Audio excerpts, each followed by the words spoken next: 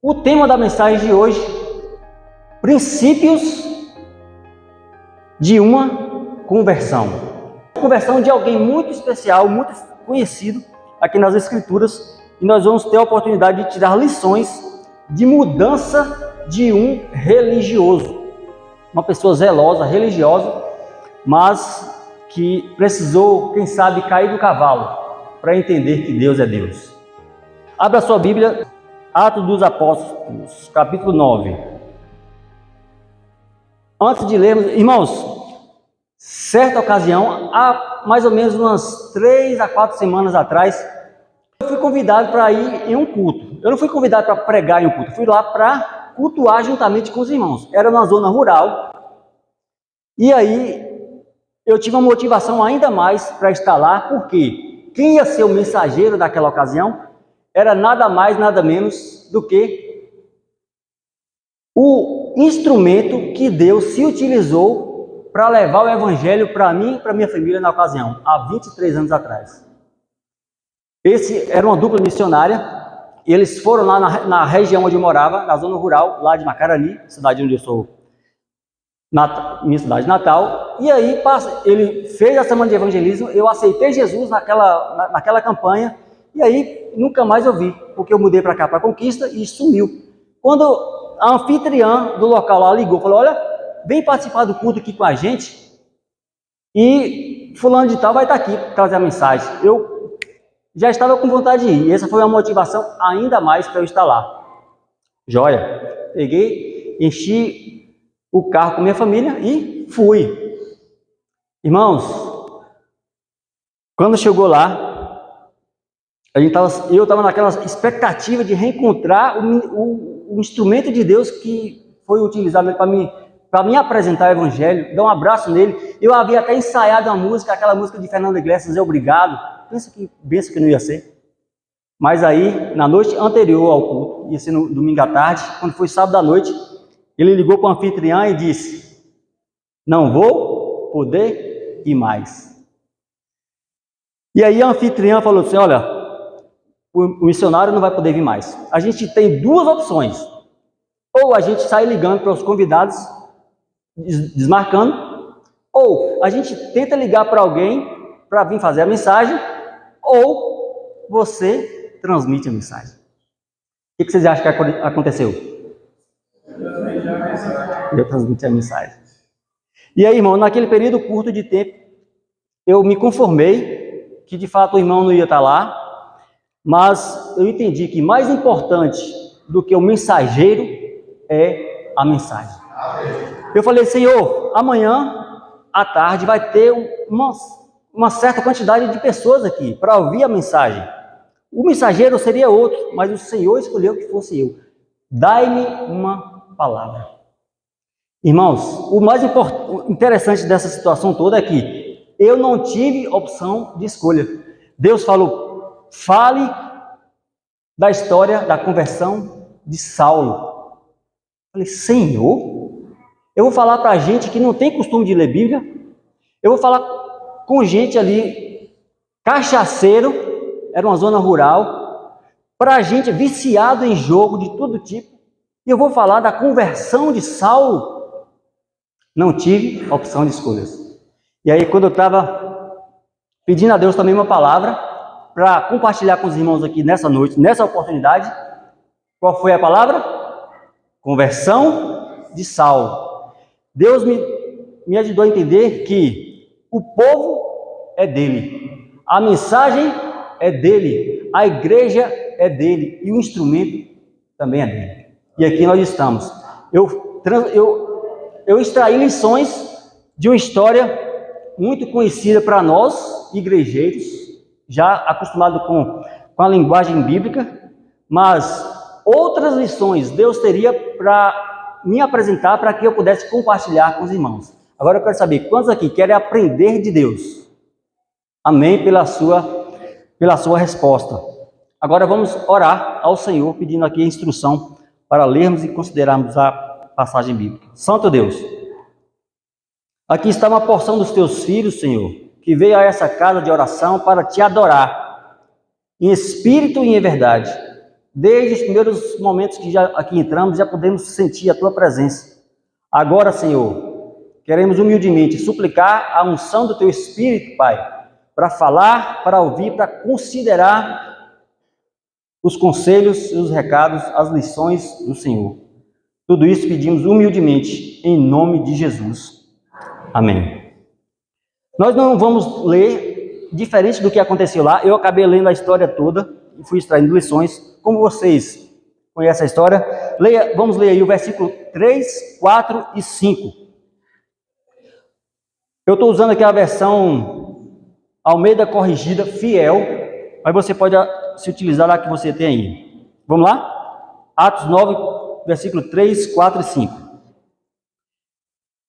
E indo no caminho, falando de Saulo, aconteceu que, chegando perto de Damasco, subitamente o cercou um resplendor de luz do céu. E caindo em terra, versículo 4, ouviu uma voz que dizia: Saulo, Saulo, por que me persegues? Verso 5, e ele disse: Quem é, Senhor? E disse o Senhor: Eu sou Jesus, a quem tu persegue. Duro é para ti recalcitrar contra os aguilhões. O contexto, você sabe. Paulo, Saulo, zeloso, um fariseu, fiel ali aos seus princípios, àquilo que ele acreditava, disposto inclusive a matar em nome da sua religião. Você conhece alguém assim? Disposto a ir no gancho para defender uma causa que ele considera verdade? Esse era Paulo, esse era Saulo, alguém muito zeloso, um fariseu da tribo de Benjamim. E aí ele adquiriu autorização por escrito, uma espécie de documento, para quê? Para indo de Jerusalém em direção a Damasco, irmãos, 300 quilômetros, eu coloquei lá no Google, a distância de Jerusalém para Damasco, quase 300 quilômetros. E esse homem foi determinado a fazer aquilo que ele achava que era correto. E o que aconteceu? Aí a gente leu: subitamente do céu uma luz o cegou, ele cai, então ele ouve alguém dizer, chamar o seu nome: Saulo, Saulo. E ele pergunta: quem é que está falando comigo? Então Jesus se apresenta. Jesus quer se apresentar para cada um de nós. Não só hoje, não em tempo de paz, todo bonitinho, mas em tempo de angústia, se assim Ele ainda nos permitir. Mas esse é o contexto. Mas eu quero começar então do final para o início. Na sua Bíblia aí, tem essa expressão, a expressão: duro é para ti recalcitar contra os aguilhões? Tem? Veja aí, versículo 5. Tem versão, irmãos, que não tem essa expressão. Duro é para ti recalcitar contra aguilhões. Geralmente eu trago para o púlpito uma Bíblia menor, que é mais fácil de transportar, mas hoje eu tive que trazer essa, porque essa aqui tem essa frase. Essa aí tem? Então, as Bíblias de linguagem mais atuais acabam não tendo, retiraram essa expressão. Duro é para ti recalcitar contra os aguilhões. Eu, muito curioso, fui saber o que significa isso. Recalcitar é resistir. Resistir a um poder um poder superior.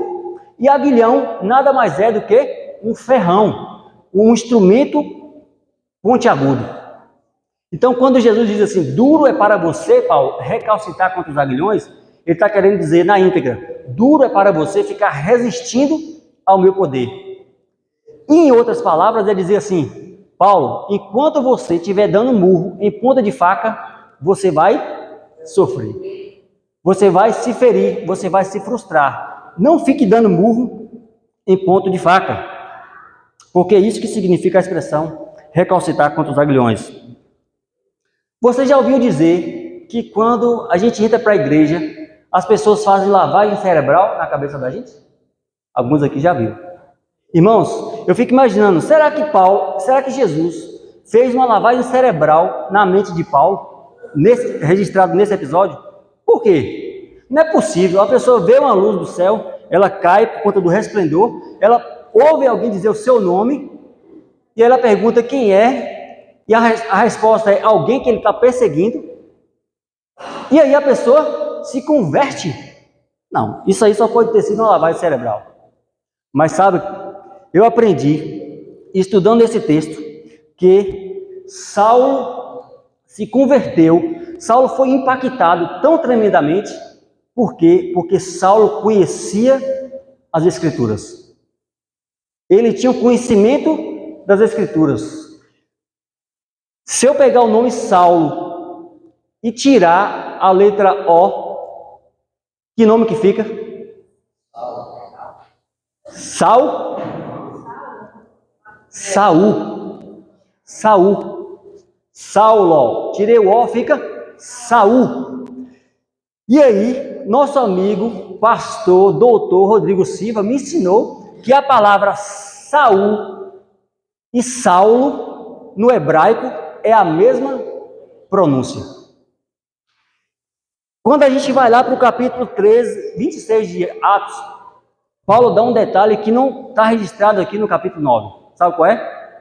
Ele diz assim, contando o seu testemunho de conversão perante o rei Agripa, ele diz assim, olha, eu estava indo no caminho, contando o testemunho, Paulo.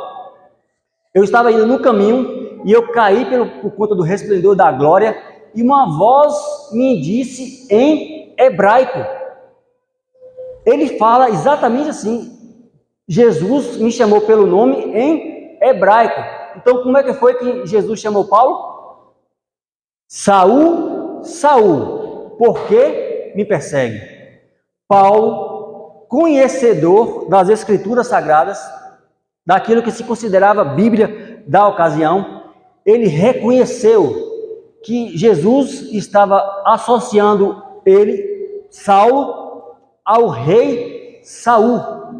E o que o rei Saul fez? Ele perseguiu um ungido do Senhor, na ocasião, Davi. Conseguiram assimilar? Então, quando Jesus fala Saul, Saul, Saulo, Saulo, por que tu me persegue? Opa, eu conheço das Escrituras. Se ele está me chamando pelo nome, e eu estou associando o meu nome ao nome de um personagem que viveu no passado, Saul. Saul perseguiu o ungido do Senhor. Eu, de igual forma, estou perseguindo o ungido do Senhor, Jesus. E não tem como nos associarmos ao povo de Deus e perseguirmos o povo de Deus e obtermos vitória nessa empreitada. Mas, se estivermos do lado do Senhor, ainda que estejamos sendo perseguidos, há vitória no nome de Jesus. Amém? Então, irmãos, esse é um dos primeiros princípios. Lembra do título da mensagem? Princípios da conversão. Princípios de uma conversão. Então, quando eu entendo o princípio de que conhecer as Escrituras me ajuda a não lutar contra Deus, então eu devo admitir, considerar a possibilidade de valorizar tudo aquilo que está na palavra de Deus. Princípio número 1. Conhecer as Escrituras me ajuda a não lutar contra Deus. E ai daquele que luta contra Deus. Não é verdade, irmãos? Ai daquele que luta contra Deus. Então, alguns ali, na ocasião, lá na roça, quando eu estava tratando lá com os meus irmãos ali, que deu mais ou menos umas 30 pessoas, eu pude ainda aprender ou tirar como lição na ocasião que, para alguns, seria necessário cair do cavalo para então reconhecer que Deus é Deus. E ali o contexto era muito propício, porque era gente que de fato tinha o costume de montar. Então, quando nós extraímos aqui a lição de que Saulo caiu, e aí a gente pode aplicar que tenha sido do cavalo, haja vista que a distância era grande e o meio de transporte mais utilizado ali era a cavalaria. Então, por que não aplicar essa situação em dizer que, para alguns, será necessário cair do cavalo para então perceber que Deus é Deus. Mas eu quero considerar com vocês mais um versículo ainda. Versículo 6, ainda do capítulo 9. Nós vamos ficar só no capítulo 9, irmãos. Vamos lá, versículo 6 agora. Diz assim: e ele, quem é ele aí? Saulo, né? Ele, tremendo e atônito, disse: Senhor, que queres que eu faça? Aliás, tem esse texto na sua Bíblia? Nas Bíblias que retiraram a expressão dura para você recalcitrar contra os aguilhões, também não tem essa expressão. Aquela ali tem, essa minha aqui também tem. Então o versículo na íntegra diz assim, ó, para aqueles que não têm aí na Bíblia, versículo 6, e ele, Paulo, tremendo e atônito, diz assim: Senhor, o que queres que eu faça? Eu fico imaginando onde é que estava a cabeça desse tradutor quando tirou essa frase da Bíblia. Essa pergunta, ela é importante ou não é, irmãos?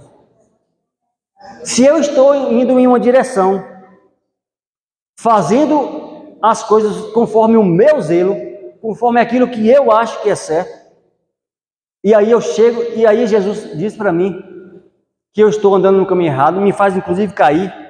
É importante eu perguntar para Jesus o que Ele quer que eu faça? Certamente. Então esse é o próximo princípio, o segundo princípio. O princípio é, eu preciso, em todas as instâncias da minha vida, em todas as fases da minha vida, quer eu seja um juvenil que acabou de aceitar Jesus e foi batizado, quer eu esteja na minha idade madura, produtiva, ou quer eu esteja na idade avançada, a terceira idade, qualquer que seja a fase da minha vida, eu preciso humildemente perguntar para Jesus: Senhor, o que queres que eu faça? E se você fizer essa pergunta para Jesus de forma sincera, irmãos, certamente o Senhor responderá. Como é que foi que Jesus respondeu para Saulo? A resposta está aí. Aí sim, no versículo 6, diz aí o restante da sua Bíblia. E disse-lhe o Senhor, faz o quê? Levanta-te, entra na cidade, e lá te será dito o que você deve fazer. Irmãos, às vezes a gente faz perguntas para o Senhor, pergunta para Deus, faz certas perguntas que Deus sabe a resposta, lógico. Deus quer responder, mas muitas vezes Ele não nos responde da forma como a gente espera que a resposta venha. Concorda comigo?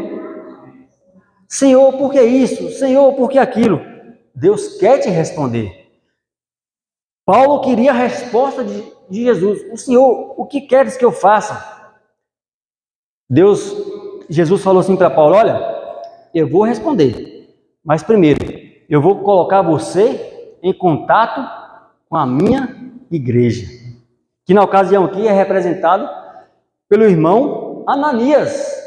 Quem era Ananias? Era um líder da igreja? Ninguém sabe. Era um irmão. E aí a pergunta que fica para nós é: se Jesus quiser dar um recado para alguém, falar para alguém através de você, na condição de Ananias, você teria condição de ouvir a voz de Deus, reconhecer a missão difícil de Ananias, ir lá, impor as mãos sobre o enfermo, né? O cego ali, e as escamas caírem, e ele ser batizado com o Espírito Santo? Olha só que reflexão importante. Para dizer o quê? Deus espera contar comigo e com você nessa empreitada de converter o mundo. A pergunta é: Deus vai poder contar com você? Eu quero crer que sim. Vamos ler aí o versículo 17. Olha só que interessante essa mesma sequência. Versículo 17. E Ananias foi e entrou na casa, impondo-lhe as mãos, disse: Irmão Saulo. Olha só, já chamou de irmão. Alguns versículos anteriores, ele estava questionando a Deus de certa forma, dizendo: Senhor, esse camarada que eu estou sabendo que veio para nos prender, o Senhor quer que eu vá lá e ore por ele? Não foi isso que Jesus nos ensinou lá no Sermão da Montanha? Orai por aqueles que vos perseguem? Então Jesus estava querendo que Ananias colocasse essa declaração em prática. O texto diz: irmão Saulo, palavra de Ananias, o Senhor Jesus, que te apareceu no caminho por onde vinhas, me enviou para que tornes a ver e sejas cheio do Espírito Santo. Irmãos, esses 3 princípios, nós já vamos recapitular, são importantíssimos para a minha e para a sua conversão, para a nossa jornada cristã, que ora estamos em pé, ora caímos, mas Deus, pelo seu poder, pela mesma luz que brilhou no caminho de Paulo, quer brilhar na minha e na sua jornada, para que permaneçamos de pé. Essa é a mensagem que o Senhor quer transmitir para cada um de nós. Então Saulo faz uma pergunta para Jesus. E Jesus o encaminha para a igreja. Deus quer fazer comigo e com você, de tudo isso, princípios. Para quê? Para quando pessoas se batendo de fora, achando que estão no caminho certo, vierem a essa igreja procurar pelo irmão Ananias, pelo irmão Mateus, pelo irmão Geraldo, pela irmã Patrícia, pela irmã Conceição, possam receber do Senhor a instrução do que exatamente devem fazer e a glória do Senhor seja resplandecida no local, a ponto de escamas caírem dos olhos. Amém. Aleluias por essas instruções que nos é concedido aqui. Recapitulemos então os princípios da conversão de um homem que, zeloso, necessitava ter um encontro pessoal, particular com Jesus.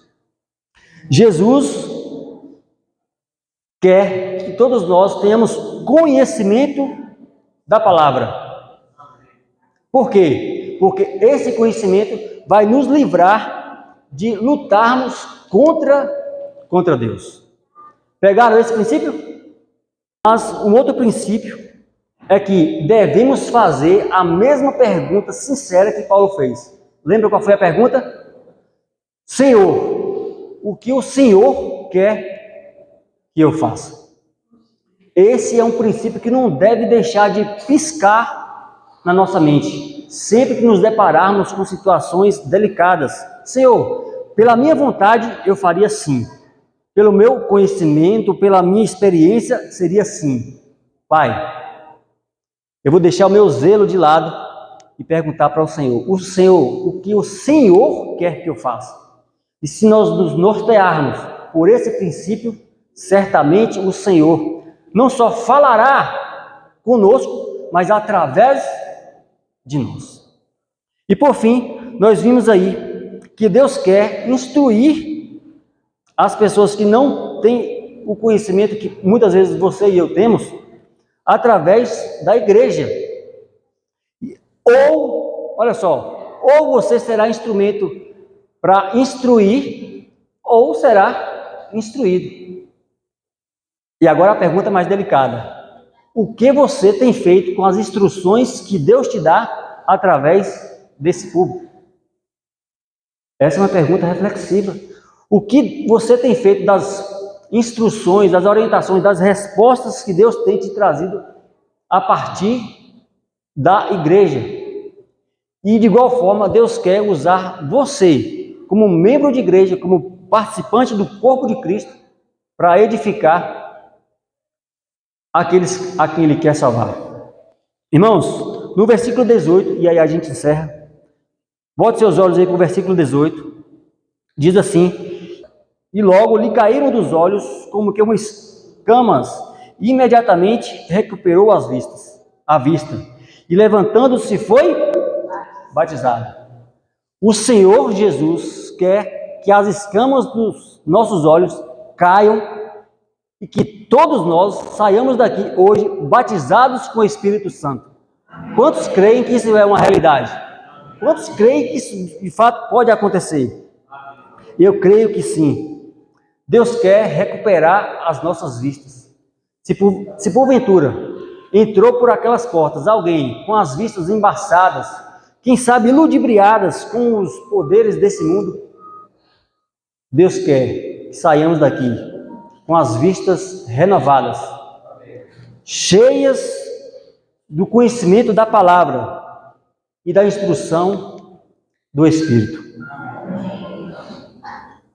Deus quer recuperar suas vistas e as minhas também. Deus quer nos batizar. Quantos aqui querem ter as vistas recuperadas e batizadas pelo Espírito de Deus? Amém. Com o seu levantar de mãos, você está dizendo para o céu: Senhor, eu quero.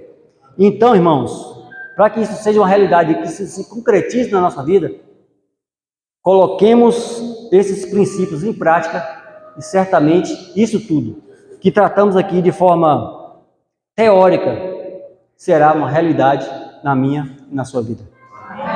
Eu não vou concluir dizendo que o Senhor te abençoe porque Ele quer te abençoar.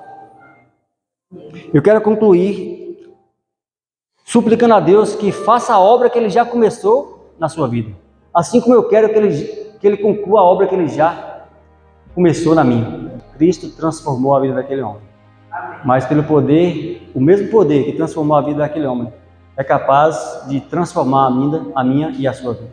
Amém. Oremos. Santo Deus, louvamos o Teu nome, Senhor, porque um texto tão conhecido, uma história tão reproduzida, capaz, Senhor, de falar com ignorantes, com descrentes, mas também, Pai, poderoso o suficiente para falar ao coração de todos aqueles que estão aqui nessa noite. Nós louvamos pelo poder inesgotável do Senhor, disponível a cada um de nós, Pai, para nos salvar e nos transformar. Nos ajude, Senhor, a compreender os princípios da conversão de Saulo, para que possa fazer parte da nossa vida. E certamente, Senhor, o galardão que o Senhor tem reservado para Paulo, também, Pai, receberemos, porque estamos confiando no poder do Senhor. Quero abençoar, Pai, essa igreja, a liderança, a membresia de modo geral dessa igreja. E que um dia, Senhor, possamos estarmos juntos, juntinho com Paulo, Pedro e os demais apóstolos, podendo dar o nosso testemunho de conversão pelo poder do mesmo Espírito que falou ao coração deles e também tem falado ao coração de cada um de nós. Rogamos a bênção de podermos voltar para casa na segurança dos Teus santos anjos. Rogamos essas bênçãos, Pai, em nome de Jesus. Amém e amém.